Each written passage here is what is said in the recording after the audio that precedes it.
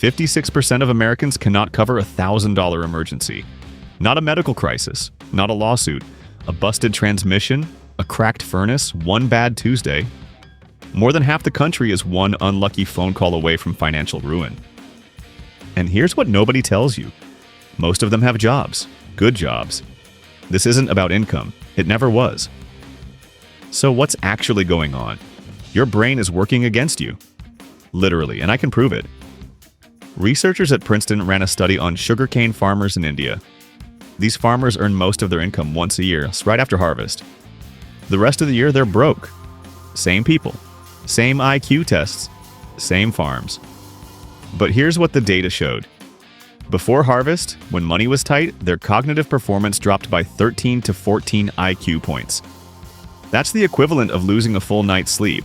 Not because they got dumber, because financial stress hijacked their mental bandwidth. The researchers called it a cognitive tax. Your brain has a limited amount of processing power. When you're stressed about rent, about bills, about that credit card balance creeping up, your brain burns through its resources just managing the anxiety. There's nothing left for the big picture stuff.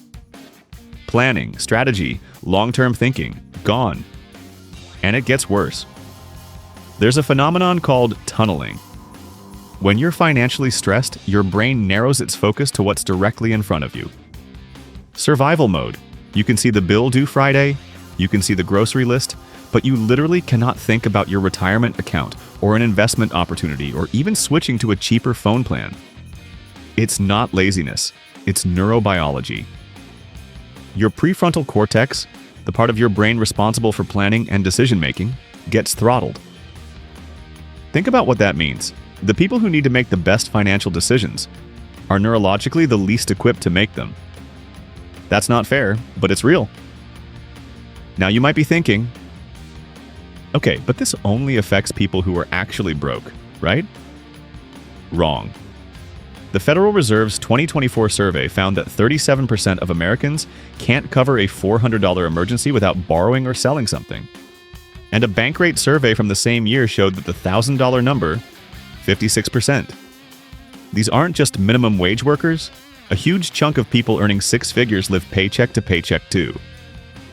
The scarcity mindset doesn't care about your salary.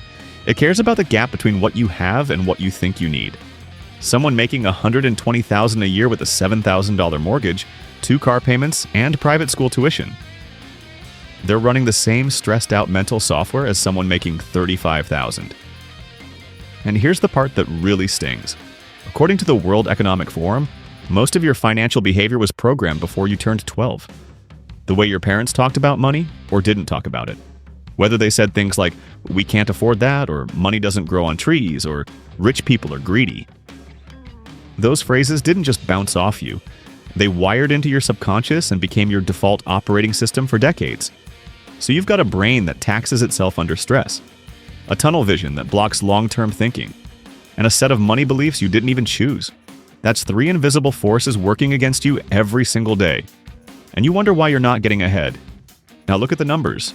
Federal Reserve data from the third quarter of 2025 shows the top 1% of households own 31.7% of all wealth in America. The bottom 50%? They hold roughly 2.5%. Combined, half the country splitting 2.5 cents of every dollar. That gap isn't just about who works harder. It's about who's running better mental software. But the brain tax is just the beginning. There are 5 invisible traps that keep draining your money every single day. And number 3, that one is going to make you angry. 5 traps. That's all it takes to keep most people broke forever. You're probably sitting in at least 3 right now. And you don't even feel the walls. Let's start with the sneakiest one. Trap number 1, the dopamine spending loop. Most people get dopamine completely wrong. It's not the chemical of pleasure, it's the chemical of anticipation, of wanting, of seeking. Scrolling Amazon at midnight, an Instagram ad shows you those shoes. Your brain floods with dopamine. Not because you bought anything, because you might. The anticipation is the high. Then you click purchase, dopamine drops. The thing arrives, you open it. And it feels fine. Not amazing, just fine. less than the anticipation promised. So what do? You go looking for the next thing, the next scroll, the next cart, the next hit. But here's where it gets dark. Financial stress triggers cortisol. Cortisol suppresses dopamine. So now you're stressed about money, which kills your dopamine, which makes your brain crave the one thing that gives a quick spike. Spending. You're not bad with money. You're caught in a neurochemical loop. The person checking their phone 47 times a day wondering where their paycheck went? That's brain chemistry exploiting a wallet. Trap number 2. Lifestyle inflation. This one ruins more futures than any market crash. Someone earning $30,000 a year feels broke. They hustle, get promoted. Now they're making $60,000. New apartment, new car, nicer restaurants. Still broke. They push to $100,000. Better neighborhood, bigger lease. Premium subscriptions they barely use. Still broke. Income doubled, then tripled. Net savings? Basically the same. A KPMG Consumer Pulse survey found personal savings rates have been trending downward even as wages climbed. People are earning more and keeping less. And if you think this only happens to regular people, 78% of former NFL players go broke within 2 years of retirement. Guys who earned millions. Tens of millions. Gone. Not because they didn't earn enough, because spending scaled faster than income. It was never about the paycheck, it was always about the behavior. Trap number 3, the debt cycle. And this one should make you angry. The average American household carries $7,951 in credit card debt. 2024 TransUnion data. Credit cards charge 20 to 29% APR. Let me make that real. You owe $5,000 in pay minimums. By the time you're done, over $7,000 in interest alone. You paid $12,000 for $5,000 worth of stuff. That's not lending. That's extraction. And now there's a new version. Buy now, pay later. Feels free. Feels smart. But studies show BNPL users spend 30 to 40% more per transaction. That's not a coincidence. That's the design. And here's what should make you furious. The credit system rewards you for having debt. A perfect credit score doesn't come from being debt-free. It comes from carrying debt and making payments. The system incentivizes you to stay in the cycle. Trap number 4, the sunk cost fallacy. You keep pouring money into something because you already spent money on it, even when every signal says stop. Someone's 3 years into a degree they hate. Miserable? Career prospects aren't what they thought. But they stay because I already spent $60,000. I can't quit now. So they spend another $30,000 finishing something that won't pay off. Or the gym membership you've had for 2 years. $50 a month. $1,200 gone. You haven't been in 9 months. But you keep paying because I might go back, you won't, and you know it. Here's the question that breaks this trap. If I hadn't already spent this money, and would I start today? If the answer is no, you have your decision. The money already spent is gone either way. Trap number 5, anchoring bias. You walk into a store, a jacket. Tag says, was $200, now $99. Your brain anchors to that $200 and screams, oh, that's half off. Great deal. But the jacket was never worth $200. That price was inflated specifically to make $99 feel like a steal. Retailers do this constantly. It's not a sale, it's a strategy. This same trap wrecks investors. Someone buys a stock at $50. It drops to $30. They refuse to sell because they're anchored to what they paid. It'll come back. But the anchor isn't a strategy, it's a bias. Same in real estate. People anchor to what they paid for a house, not what it's worth now. They'd rather hold a depreciating asset than accept the loss. 5 traps. 5 ways your brain is being used against you. But here's what's really twisted. The math of staying poor versus getting rich is way more extreme than you think. And I'm about to show you a number that's going to genuinely shock you.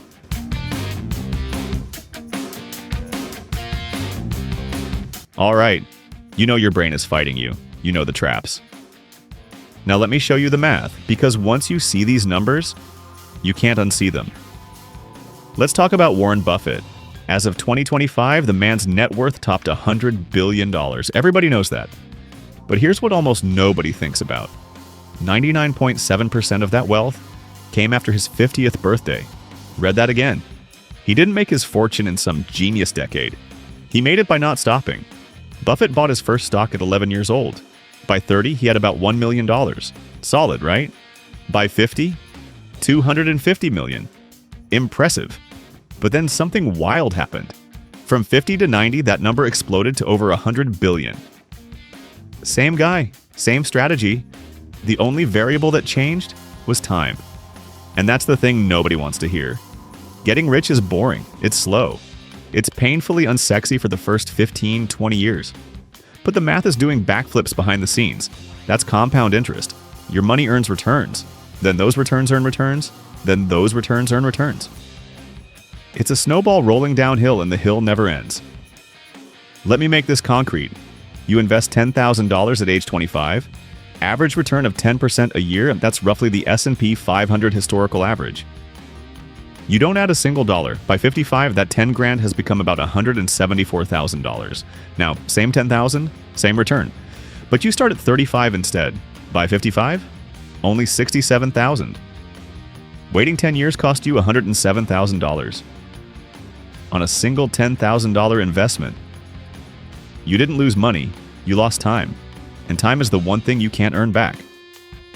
Here's one that really messes with people, $5 a day. That's a latte, a vending machine habit, a single Uber Eats delivery fee. Take that $5, invest it, $150 a month, from age 25 to 65 at 10%, and you end up with over $948,000, almost a millionaire, from $5 a day. Not from some inheritance, not from a tech startup, from a coffee you didn't buy, compounding for 40 years. Now zoom out. Federal Reserve data from Q3 2025 shows the top 1% of American households own 31.7% of all wealth. The bottom 50%, that's 165 million people, hold just 2.5%. Combined, the top 1% owns more than the entire bottom 90% put together. And this isn't about politics. I don't care which side of the aisle you sit on. This is arithmetic. The wealthy put money into assets that grow. Stocks, real estate, businesses. Those assets compound. The broke put money into expenses that shrink. Depreciating cars, fast fashion, food delivery. One side of that equation multiplies. The other subtracts. The average millionaire has 7 streams of income. The average broke person? One paycheck, one job. One boss who can fire them on a Tuesday. And here's maybe the most disturbing stat. Only 59% of Americans have any money in a retirement plan at all. That's Gallup data. Among people earning under $50,000 a year, 28%. Nearly 3/4 of lower-income earners have nothing, zero, saved for retirement. So let me put the full cost of delay in one comparison. A 25-year-old invests $300 a month until 65 at 10% average returns. They end up with roughly $1.9 million. A 35-year-old does the exact same thing, same amount, same returns, same discipline. They end up with about $680,000, that 10-year head start, worth $1.2 million. Not because the first person is smarter, not because they earned more, just because they started sooner. Every single year you wait, you're not just losing that year's returns, you're losing the entire cascade of compounding. Those returns would have generated for decades. It's not a line, it's a curve. And the curve gets violent at the end. Time is the one asset you cannot buy back. No raise covers it, no bonus replaces it, no hustle compensates for it. So the math is clear. Time plus consistency equals wealth. But knowing the math and actually doing something about it are two completely different things. So here's exactly what to do, step by step, starting tonight. Okay, you've heard the bad news. Your brain is wired against you. You've been walking into money traps your whole life. And the math you were never taught has been quietly bleeding you dry for years. Now here's the good news. Every single one of those problems has a fix. And none of them require a finance degree or a trust fund. 7 steps, that's it. Let's go. Step number 1, the 72-hour rule. Before any non-essential purchase over $50, wait 72 hours. Research from the Journal of Consumer Psychology shows roughly 70% of impulse purchases are regretted within a week. So here's what you do. Put the item in your cart, close the tab. Set a phone reminder for 72 hours. If you still want it after 3 days, buy it. No guilt. But most of the time, you won't. Because that dopamine spike from part 1, it fades. And you realize you didn't want the thing. You wanted the feeling of buying it. Step number 2, the anti-budget. Forget traditional budgeting. You've tried it. I've tried it. US Bank found most people abandon their budget within 60 days, so stop fighting your nature. The moment your paycheck hits, automatically transfer 20% to a separate savings account. One you do not have a debit card for. Spend whatever's left guilt-free. You already paid yourself first. Tonight, set up that automatic transfer. Even if it's 10%, start somewhere. Step number 3, kill your debt starting tonight. List every debt you have from smallest to largest. This is the Dave Ramsey debt snowball method, and there's a reason it works. Pay minimums on everything except the smallest debt. Attack that one with every spare dollar. Once it's dead, roll that payment into the next one. Each small win gives you a dopamine hit. But this time, it's working for you, not against you. Right now, open your bank app. List your debts. Circle the smallest one. That's your target. Step number 4, the $5 investment habit. You don't need thousands to start investing. Fidelity, Vanguard, even Acorns. You can start with $1. Set up an automatic daily investment of $5 into an S&P 500 index fund. Remember part 3? $5 a day from age 25 to 65 at historical returns grows to roughly $948,000. Tonight, download Fidelity or Vanguard. Set $5 a day into VOO or FXAIX. Your future self will thank you. Step number 5, the income audit. IRS data shows the average millionaire has 7 income streams.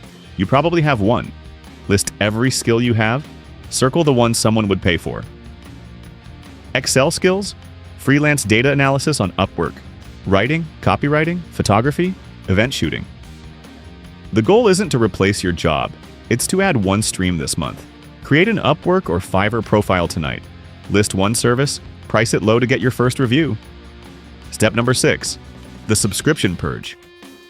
A 2024 study by C+R Research found the average American spends $219 a month on subscriptions. But when asked, they guessed $86. That hidden $133 a month invested instead turns into over $400,000 across 30 years. Go to your bank statement right now. Screenshot the last 3 months. Highlight every recurring charge. Cancel everything you haven't used in the last 30 days. Do it tonight, not tomorrow. Tonight. Step number 7, the money date. Once a week, 30 minutes. Same day, same time. What came in? What went out? Net worth versus last week. The Journal of Financial Planning found people who track spending weekly save 20% more than those who don't. This one habit separates people who know about money from people who build it. Set a recurring calendar event. Sunday, 9 a.m. Money date, guard it like a doctor's appointment. 7 steps, all free, all specific. All things you can start tonight before you go to sleep. Look, your money IQ isn't fixed. It's not something you're born with. It's something you build. 1 decision at a time. $1 at a time. And the best time to start was 10 years ago. The second best time is tonight.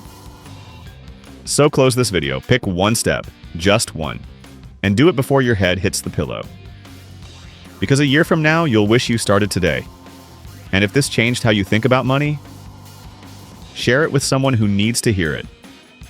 Hit subscribe so you don't miss what's coming next. I'll see you in the next one.